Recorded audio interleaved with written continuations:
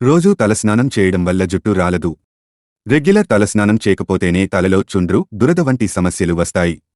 చాలామంది రెగ్యులర్గా తలస్నానం చేయడానికి ఇష్టపడరు. అలాంటి వాళ్లు ఖచ్చితంగా తమ అలవాటును మార్చుకోవాలి. తలస్నానం వల్లే తలలో చెమట, దుమ్ము ధూళి తొలగిపోయి మాడు శుభ్రంగా ఉంటుంది. తలస్నానానికి మైల్డ్ షాంపూ, రసాయనాల గాఢత తక్కువగా ఉండేవి ఉపయోగించాలి. నూనె పెట్టుకున్నప్పుడు ఖచ్చితంగా షాంపూతోనే తలను శుభ్రం చేయాలి. తలస్నానం చేసిన ప్రతిసారి కండిషనర్ తప్పనిసరి. జుట్టును ఆరబెట్టుకోవడానికి టవల్ని వాడాలి. ఒకవేళ డ్రయ్యర్ వాడాలనుకుంటే తక్కువ వేడితో వాడాలి. అలాగే దాంతో 25 సె.మీ దూరం నుంచే డ్రై చేసుకోవాలి. జుట్టు మృదువుగా మెరుస్తూ ఉండాలంటే నాణ్యమైన సీరం వాడాలి.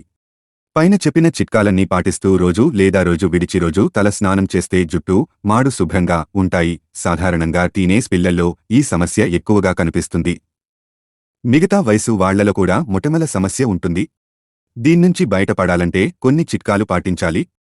మొటిమలతో ఇబ్బంది పడే వాళ్లు రోజుకు 2 సార్ల కంటే ఎక్కువగా ముఖాన్ని శుభ్రం చేసుకోవద్దు. కడుక్కునేటప్పుడు కూడా మొటిమల కోసం ప్రత్యేకంగా తయారు చేసిన సబ్బులనే వాడాలి. ముఖాన్ని ఇష్టానుసారం రుద్దొద్దు.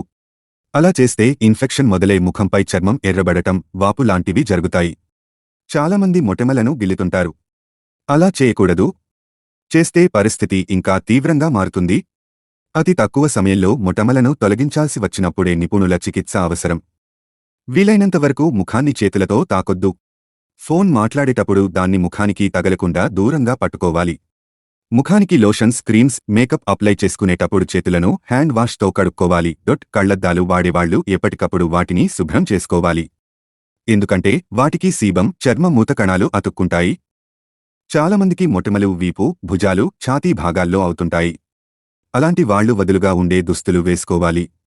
రెగ్యులర్గా వాడే ఆభరణాలు, హెడ్ బ్యాండ్స్, టోపీలు, స్కార్ఫ్ మొదలైన వాటిని కూడా చర్యానికి బిగుతుగా వేసుకోవద్దు. వాటిని తరచూ శుభ్రం చేసుకోవాలి. ఐలే బెస్ట్ మేకప్ ప్రొడక్టులు వాడొద్దు. పడుకునే ముందు మేకప్ను ఖచ్చితంగా తీసేయాలి. షేవింగ్ చేసుకోవడానికి ఎలక్ట్రిక్ సేవర్ లేదా నాణ్యమైన బ్లేడ్లను ఉపయోగించాలి.